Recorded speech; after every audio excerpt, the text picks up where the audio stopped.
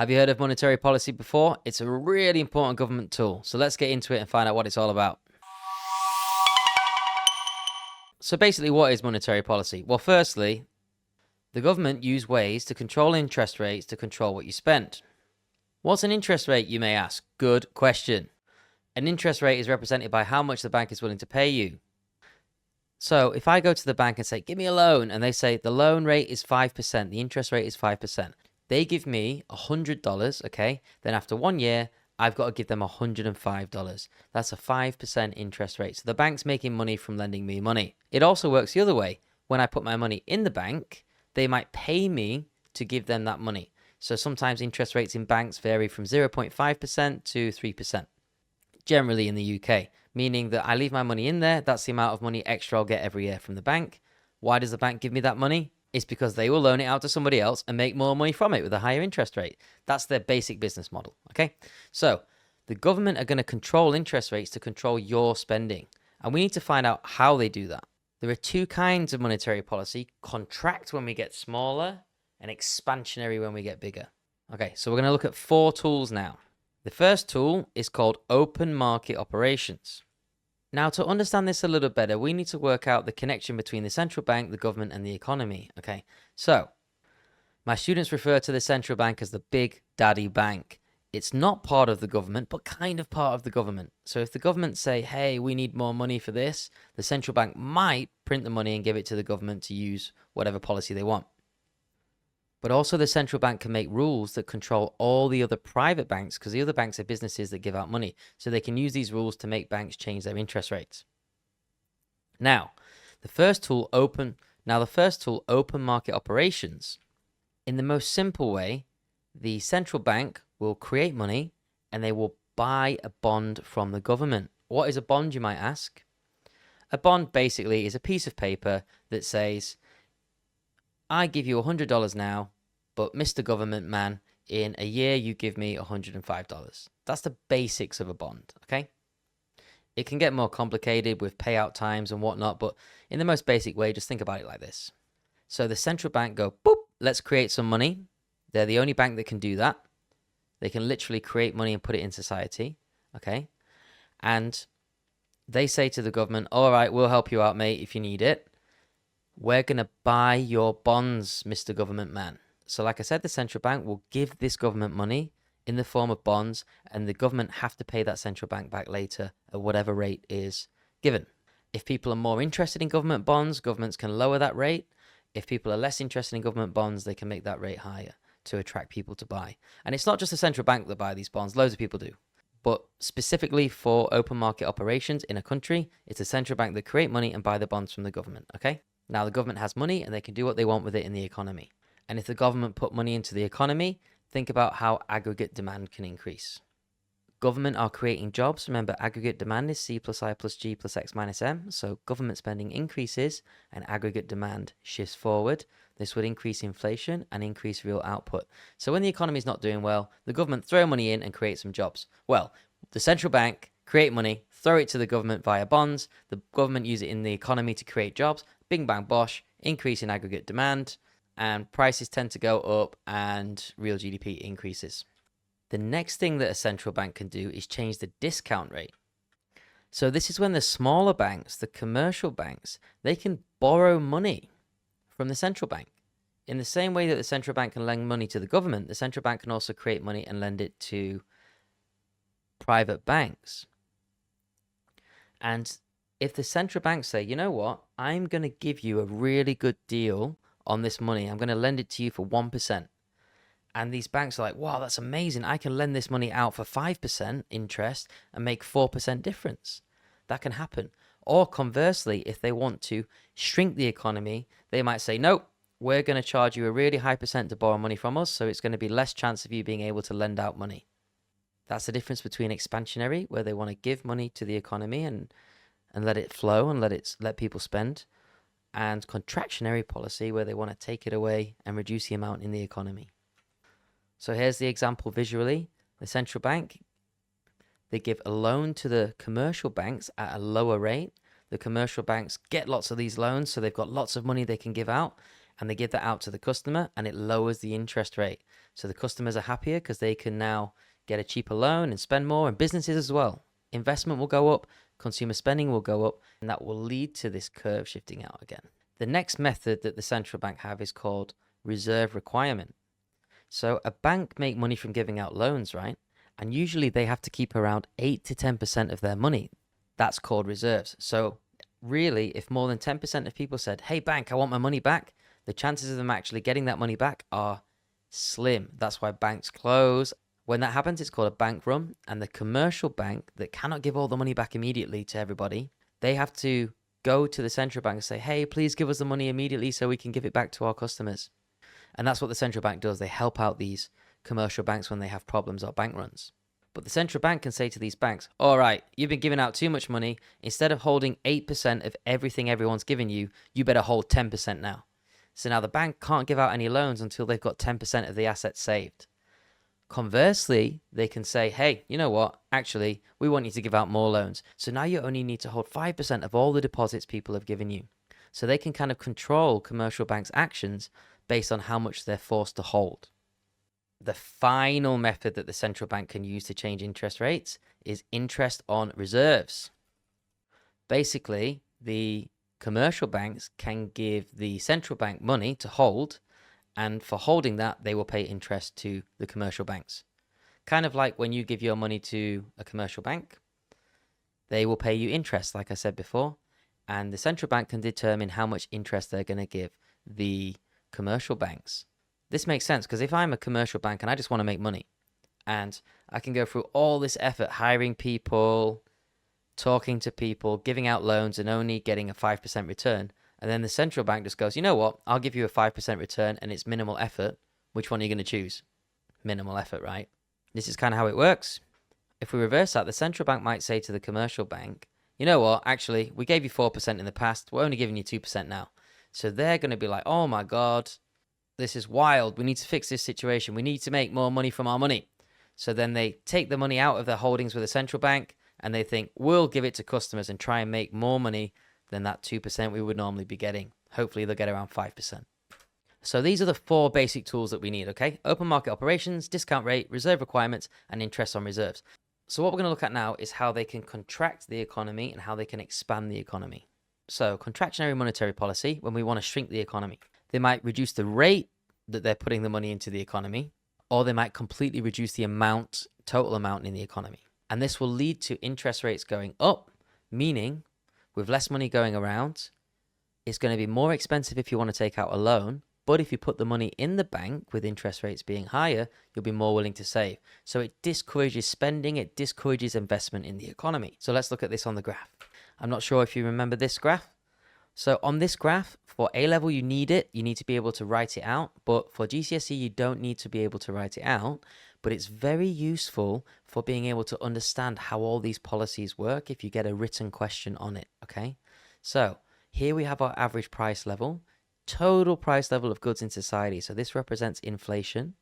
Here we have our real GDP, which is total production of goods and services in society. If we move this way, we're producing less in society. If we move this way, we're producing more. This represents lower employment, and this represents higher employment on this side. Next, we have our supply, aggregate supply. This is the total production of everything in society. If prices are high, companies are willing to produce more. If prices are low, less people are willing to produce. Secondarily, this is total demand in society. If prices are high, demand of goods and services will be low. But as prices reduce, consumers are comparatively richer, wealth effect kicks in, and consumers buy more. That's why the line slopes like this. There's a few other reasons, but that's all you need to know. And there's our equilibrium, okay? Where demand equals supply. We've got our average price of goods and services, and we've got our total production or output. So here's a question for you. If inflation is too high in the economy, okay, we're going to want to draw back our total demand in society, okay? So that means we're going to need to increase our interest rates. All right, let's have a crack at contractionary monetary policy based on these 4 situations, okay? And for reference, what we're trying to do with contractionary monetary policy is pull aggregate demand back, okay? So we want to shrink the amount of money in society, hence the word contract. So in the past, the central bank would create money and buy bonds, right? In this case, the central bank is not going to create money. They might even sell off some of the bonds that they have to others, but ultimately, it just means they're buying a lot less bonds, if not zero. And that would lead to a situation where customers now, because they're putting their money into savings, which is bonds, they're going to have less money to spend in the economy. That's a high risk factor, eh? Next, discount rate. So remember, the central bank want to take money out of society, okay? So to do that, they need to find an attractive way for banks to give them their money instead of giving it to people.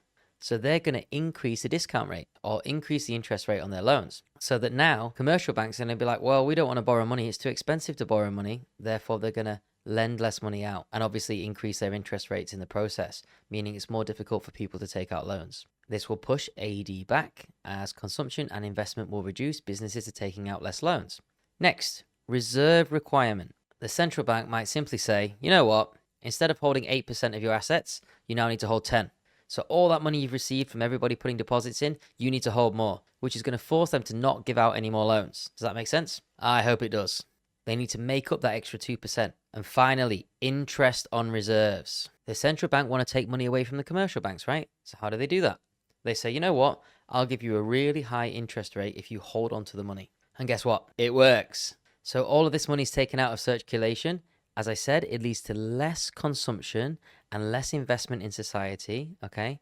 And if you're giving the government less money, less government spending, and that means aggregate demand will shift back, okay? So we'll have lower price levels, which means lower inflation, and we'll have a lower GDP, which sadly might mean less employment in society.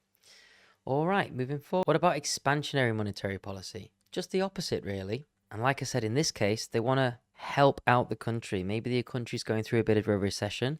They want to increase the money supply, which will encourage spending and investment and growth and create a positive economic cycle. So in this case, they're going to want aggregate demand to shift to the right. So these written questions here, what are they going to do? Can you pause the video and explain the opposite of how to get out of a depression?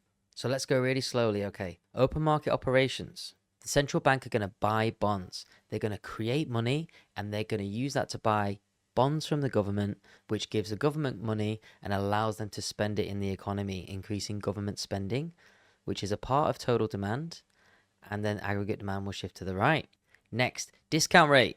The central bank will give a lower loan rate to commercial banks, meaning they can borrow money for a cheaper price. If the commercial bank can borrow more money for a good price, they'll loan out more money at a lower interest rate, and this benefits everybody from businesses to consumers. They can then start spending more money in the economy, increasing aggregate demand here, shifting it to the right. Next, reserve requirements. Remember, we're trying to increase the amount of money. So they're going to decrease the reserve requirement. They're going to say, you know what? You don't need to hold 10% of your money anymore. You only need to hold 8%. That means the banks have more money available to give to consumers and give them a lower interest rate. And finally, interest on reserves.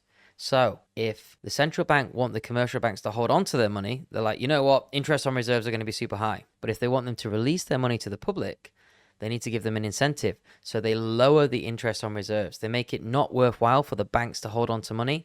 And then they encourage these banks to give them out to make money from loans. So conceptually, the answers all look like this. I hope you got these and I hope you're starting to understand it. Now we need to look at limitations of this policy, okay?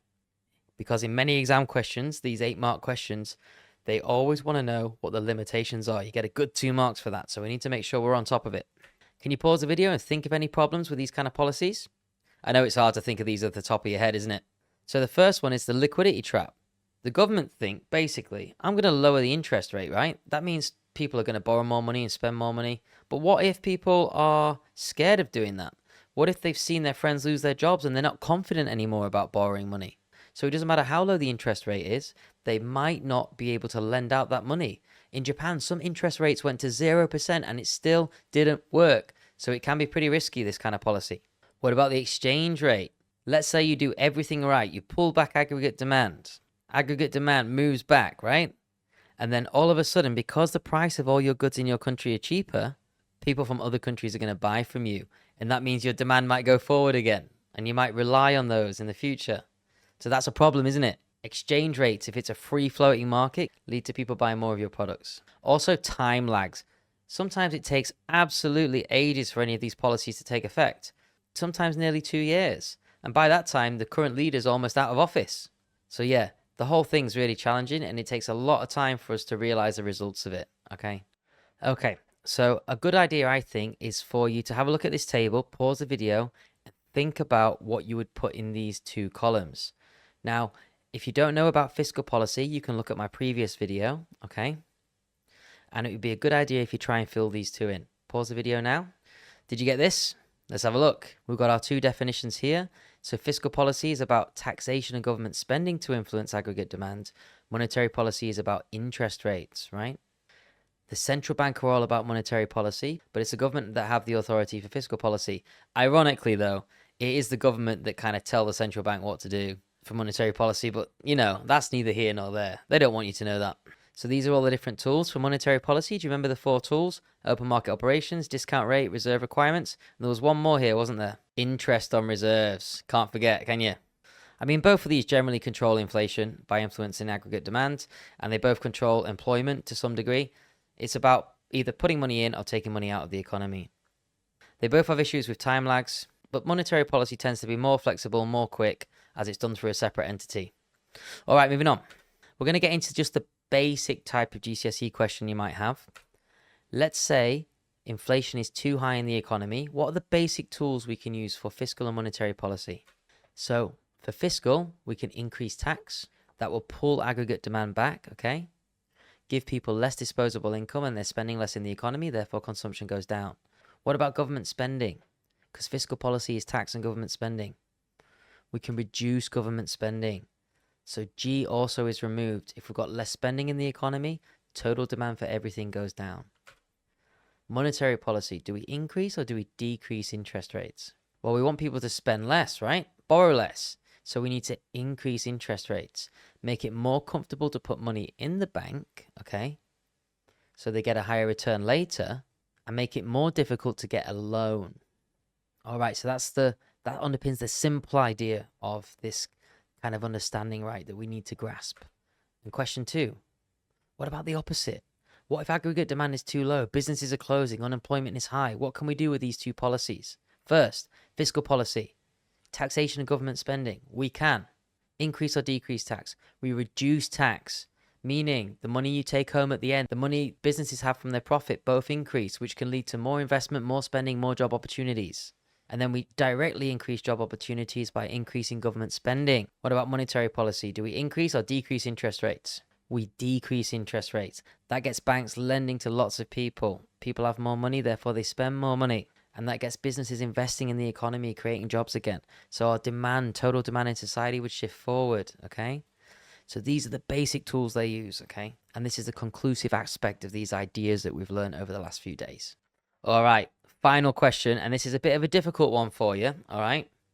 How does expansionary monetary policy affect exchange rates? So the UK is in recession. And remember, expansionary monetary policy, we lower interest rates. We want to expand the money supply, okay? So we want people to spend more and borrow more. They start doing that in the economy. What happens to aggregate demand? We know it shifts forward because all this does is increase spending and increase investment. So we've got more demand in the country. And on that graph that we looked at, the ASAD graph, when aggregate demand shifts forward, what happens? What happens to inflation? We can see inflation increases, right? So that means the cost of goods go up. Now, if the cost of goods go up, and your goods are comparatively more expensive than others, are people going to want to buy from you or buy from others? They're going to want to buy from others. So people buy less of your goods from other countries, meaning that your exchange rate is going to drop because no one wants your currency. Your currency depreciates. All right, that was a bit of a tough question, and we're going to get into those a lot more when we look at exchange rates. Okay, that's it from me. If you want any resources, you can check the links down below. Have a great day, and I'll see you again.